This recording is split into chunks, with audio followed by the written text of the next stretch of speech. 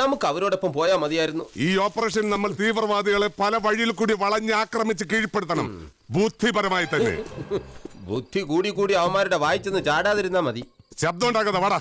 ബോസേ, നമുക്കിവിടെ വലിയ ഏതെങ്കിലും മരത്തിന്റെ കൊമ്പിലിരുന്ന് റെസ്റ്റ് എടുത്തിട്ട് നാളെ രാവിലെ പോയാലെന്താ? അപ്പോഴത്തേനും അവിടെ ഒരു തീരുമാനം ഉണ്ടാവും. ഒന്നുകിൽ അനന്തൻ അല്ലെങ്കിൽ ഭീകരന്മാർ. അത് ഉറപ്പിച്ചിട്ട് പോരെ നമ്മുടെ മുന്നോട്ടുള്ള നീക്കം.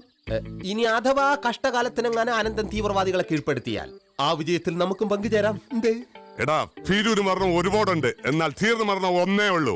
ധീരനായ ബോസിന്റെ വീരകഥകളൊക്കെ എനിക്കറിയാം. പണ്ട് പട്ടാളത്തിരുന്നപ്പോ കമ്പനി യുദ്ധം ഉണ്ടെന്ന് പറഞ്ഞ ഉടനെ സ്വന്തമായിട്ട് കൈയും കാലും തല്ലി ഓടിച്ച് ആശുപത്രി കിടന്ന ആളല്ലേ. ഇതൊക്കെ നിന്നോടാര് പറഞ്ഞു? എന്താ ബോസ്, ഞാനും ബ്രില്യന്റ് ആയ ഒരു CID ഓഫീസർ അല്ലേ. എല്ലാം എനിമീസ് പറഞ്ഞ് വരുത്തുന്നതാ. എടാ, വേണ്ടാത്തതൊക്കെ അന്വേഷിക്കാനുള്ള നിന്റെ ഈ വക്രബുദ്ധി നീ നേരാമണ്ണം ഉപയോഗിച്ചിരുന്നെങ്കിൽ എന്നെ നല്ലൊരു CID ആയനെ. എടാ, ഒരു CIDക്ക് ആദ്യം വേണ്ടത് രഹസ്യങ്ങൾ സൂക്ഷിക്കാനുള്ള മനക്കരുത്താണ്. ഉദാഹരണത്തിന് ബോസിന്റെ രഹസ്യങ്ങൾ പോലും. അപ്പൊ സംഗതി സത്യമാണല്ലേ? ഇപ്പോഴെങ്കിലും ഞാനൊരു CID ആണെന്ന് ബോസ് സമ്മതിച്ചല്ലോ. ഓക്കെ, നീ തന്നെ എന്റെ പിൻഗാമി.